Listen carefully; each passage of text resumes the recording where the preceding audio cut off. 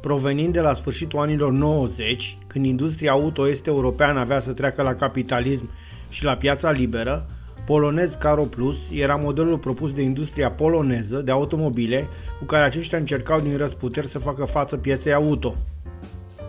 Automobilul era o mașină mare de familie care era în fabricație încă din 1991, dar căreia în 1997 aveau să-i aducă unele modificări după fuzionarea lui FSO cu producătorii coreeni de la DU. Astfel, mașina avea să primească o grilă nouă, redesenată, alte bare de protecție și ulterior un tablou de bord nou. În urma acestor modificări, la conducerea întreprinderii, de asemenea, automobilul avea să fie remotorizat, paleta de motoare oferite scăzând de la 5 la 3. Noua ofertă cuprindea un motor de 1,4 litri de OHC din seria K produs de Rover și un altul cu o cilindrie ceva mai mare, 1,6 litri, dar mai slab, ca și performanțe ca acesta.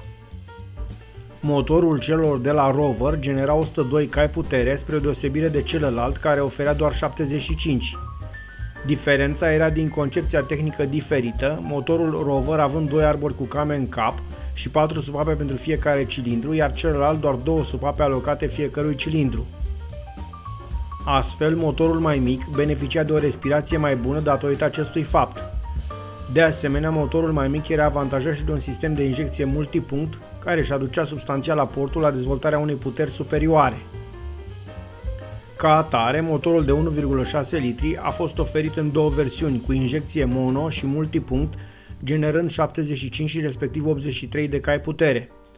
Automobilul a fost produs atât pentru utilizare privată, autoturism, cât și pick-up pentru uz comercial.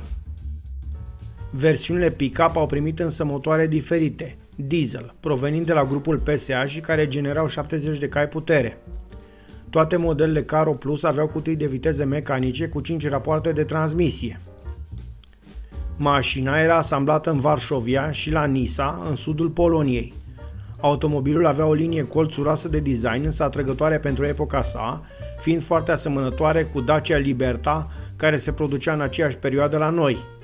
Totuși, spre deosebire de mașina produsă la Mioveni, automobilul polonez avea un concept de construcție complet diferit.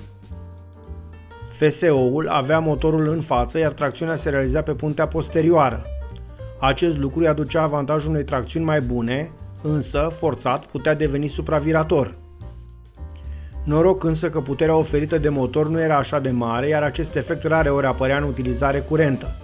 Chiar versiunea GTI cu cei 102 cai ai ei atingea doar 176 de km pe oră.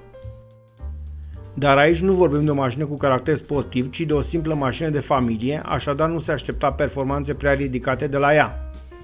Deși părea lunguță, mașina avea decât 4,3 metri lungime, ceea ce o făcea o mașină practică utilizării de zi cu zi.